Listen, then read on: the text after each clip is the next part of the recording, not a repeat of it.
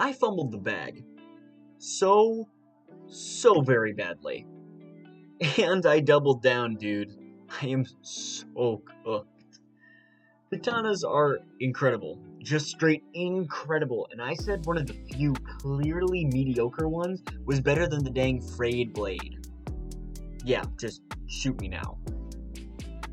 Number 8. Bloodlust. No matter what video it is, no matter who you ask, this is the worst katana in Dark Souls 3, period. There are numerous complaints with this weapon, so let me tell you why it sucks. The first is the skill. So even though I haven't played Elden Ring that much, when I saw this skill, my PTSD kicked in. And then I tried using it and I really just doubled over laughing. Because this skill had incredible potential, but without the proper rings and other things that we got in Elden Ring, it really became just obsolete. It sucks so bad, which is really frustrating on a sword that looks this cool. Its base damage is actually the lowest fully upgraded, the buff does nothing to help with that, and the A scaling pulls no weight. Oh, and did I mention it's a literal Covenant weapon? Not just any Covenant either, but the worst one to farm for. This is the one and only katana that I will never recommend. Number 7. The Chaos Blade. Man, this thing is aggravating. Originally, this sword appears to be absolutely abysmal, and then you upgrade it. It does start with an A scaling, which is pretty great, and then it goes straight up to an S. It can quite easily go straight to being the strongest physical damage katana there is, even if its base damage sucks absolute dirt. Oh, and it actually has the highest buildup in innate bleed unless you infuse one of the infusible katanas with bleed. So that's great, right? Well, yeah. The one downside is the fact that every single time you hit an opponent with this sword, you take damage, which genuinely frustrates me. That effect does have some utility with Morian Blade and the Tearstone rings, plus you can actually cover the cost of the damage with a regen build, but just why? It's still good, but for most people it's an automatic nah, no matter the dex scaling. Also due to its lower than average base damage. Number 6. Dark Drift. I do not know why I had this one at number 1 originally, but I was wrong. I was very wrong. This sword is really weird in a lot of ways. For one, the blade is translucent, which actually gives it some cool utility in PvP where people can't see it. That being said, it does absolutely nothing in PvE. Its main utility that I noticed was the fact that it had the lowest stamina consumption out of all the katanas, which is pretty great for multiple reasons that I don't want to get into. Probably the best ability it possesses is most definitely the fact that it has innate shield pierce. It gets 100% shield pierce on its skill, which means that even if an opponent is guarding, they will take full damage, no questions asked. With 30% on heavy attacks and 10% on all other attacks. Now that is pretty decent, considering that the only other weapons that can do this are the 2 Shotels, the Man-Serpent Handshit, and the Scythe somewhat. It's a great quality, especially in PvP, and it still retains some very minor use in PvE. That being said, even with its good damage, its main benefit in scaling is utterly bad. So despite my original list placing this at number 1, it is going here.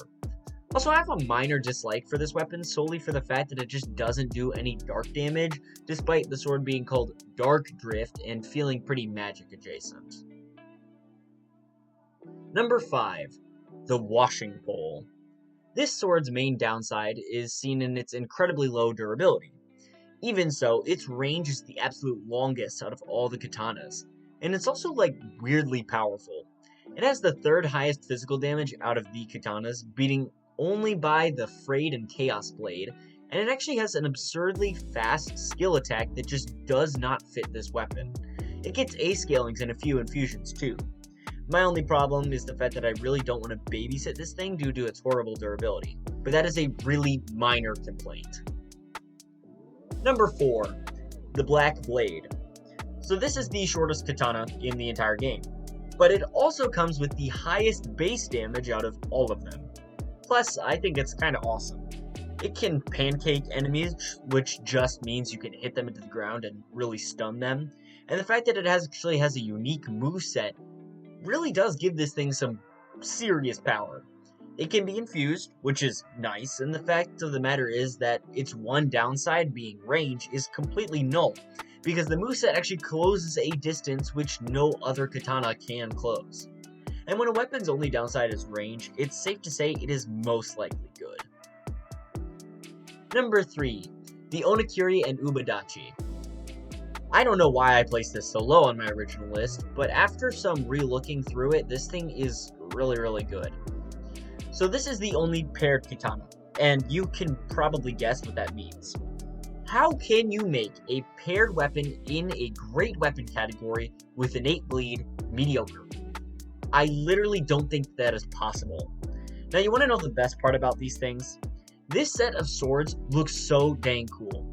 It should be a crime to make a moveset and a weapon look this good and have it be peak on top of all of that.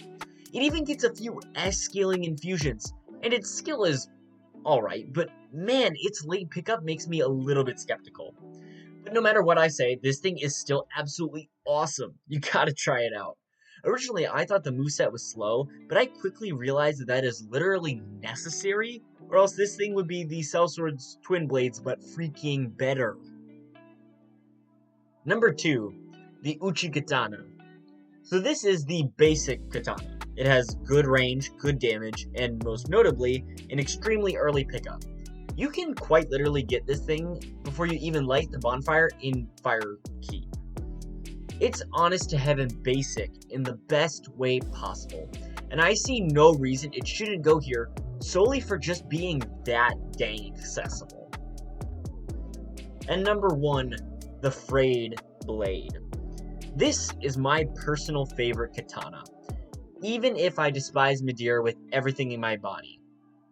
Somehow I just managed to squeeze a hot take into this video with literally a better ranking. What is wrong with me? Anyways, this thing's only downside is its slightly low durability. But when everything else is not only powerful, but incredibly beautiful, you will make it work.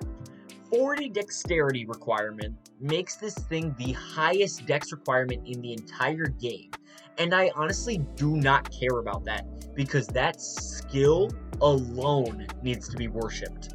It looks incredible, just plain incredible.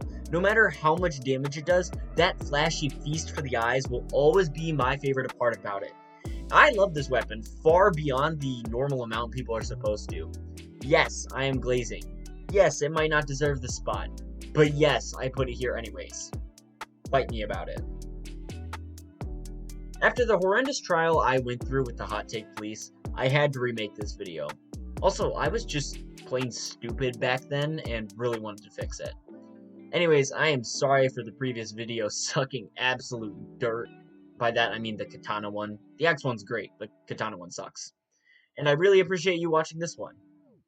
As always, happy hunting.